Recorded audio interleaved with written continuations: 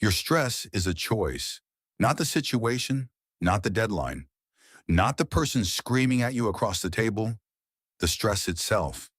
Your brain is choosing to feel overwhelmed. Right now, today, every time pressure hits. Why would it do that? Because panic is easier than control. Anxiety feels terrible, but it's also an exit, a place to hide, a reason to freeze instead of act. 2,000 years ago, a group of philosophers figured out how to close that exit permanently. 7 rules. Still functional, still brutal, still able to rewire how your nervous system responds to pressure, starting today.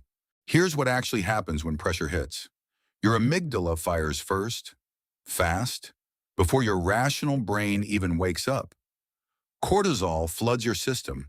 Your prefrontal cortex, the part that plans, reasons, solves problems, goes offline. This is why smart people say stupid things under pressure.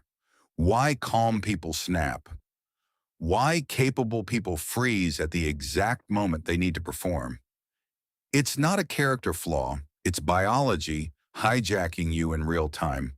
Most people never learn to interrupt this. So they spend their whole life reacting instead of choosing, getting yanked around by every deadline, every insult, every piece of bad news, like a puppet on a string it doesn't even know is there. The Stoics found the string. Marcus Aurelius ran an empire through a plague and a war at the same time. Epictetus survived slavery and had his leg broken by his own master.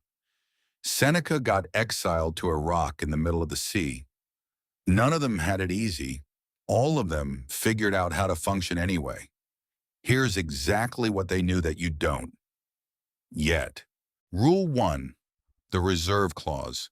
Seneca and Epictetus. Never commit to an outcome without silently attaching one condition: if nothing prevents me. Think of a software lead launching a major update on a hard deadline. She executes with full precision, but somewhere in her mind, she's already accepted that a server could crash for reasons she doesn't control. Then it does crash. She doesn't spiral. She just starts fixing it. Her piece was never fused to the outcome in the first place. That's rule 1. Rule 2 is where most people's whole identity falls apart. Rule 2, the view from above. Marcus Aurelius. Zoom out until the crisis shrinks to its actual size. A trial lawyer gets blindsided mid-case. Something unexpected. Something that should wreck her rhythm. Instead, for 3 seconds, she pictures the room she's standing in, then the building, then the city, then the planet, spinning through space, indifferent to this one moment. The crisis doesn't disappear. It just stops being the center of the universe.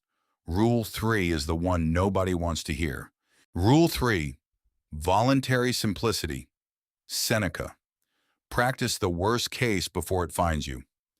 Seneca told his students to eat the cheapest food, sleep on hard ground, live like the disaster already happened, on purpose, for a few days at a time. A founder terrified of bankruptcy tries it, spends one weekend with nothing, no comfort, no noise. Monday morning, the fear of losing everything has less power over her. She's already survived it, in miniature, on her own terms. 4 is the one that stops arguments before they start. Rule 4, refuse the impression. Epictetus. An event is just data. The panic is something you add on top of it. A VP gets a brutal message from a board member. The old response: assume the worst, spiral for 6 hours, ruin the whole day. Instead, she pauses, names the message for what it actually is, an unverified impression, not a verdict. Replies with one calm, neutral question. The board member backs off. The crisis was never real. Only the story she almost told herself was. Rule 5 will change how you deal with people who hate you. Rule 5, pull them into the circle. Hierarchies. Treat hostile people as broken family, not enemies. Hierarchies pictured the mind as rings, self at the center, then family, then community, then the whole human race. The exercise is pulling the outer rings inward. A customer experience director gets screamed at by a furious client. Old instinct, defend, escalate, match the aggression. Instead, she reframes him, not as a threat, but as a struggling relative having a bad day. Her nervous system drops out of fight mode. The conversation actually gets solved. Rule 6 is for anyone obsessed with results they can't control. Rule 6. Aim, don't own the arrow. Antipater. Judge yourself by the execution, never by what the wind does after. A sales lead is pitching a massive contract to a skeptical board. The old way, measure her worth by whether they say yes.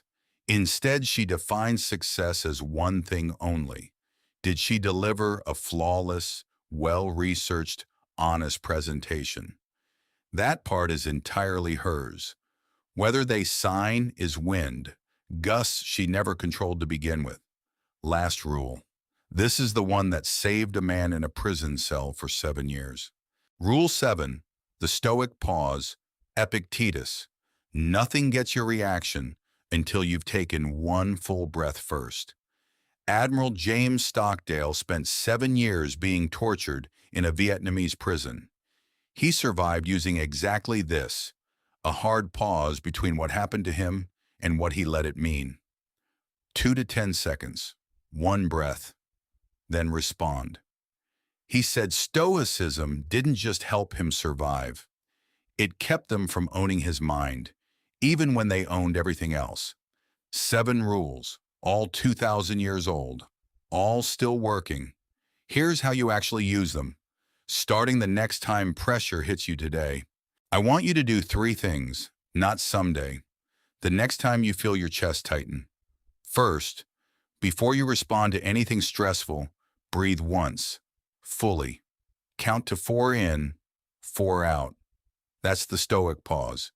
It costs you 8 seconds. It saves you from every reaction you'd regret. Second, say the sentence in your head, if nothing prevents me.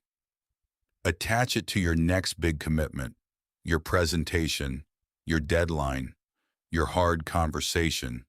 Commit completely. Just stop gluing your peace of mind to something you don't fully control. Third, when someone attacks you, don't fight the impression. Name it. Say to yourself, this is a message, not a verdict. Then decide what you actually believe, instead of what your amygdala is screaming at you to believe. Do these 3 things for 1 week, just one. You won't become a Roman emperor, but you'll notice something.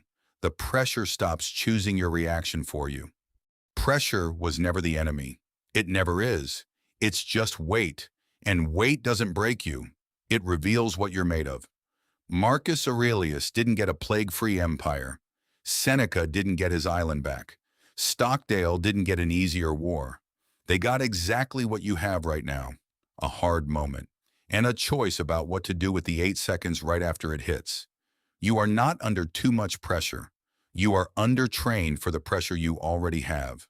Train the pause, not the panic.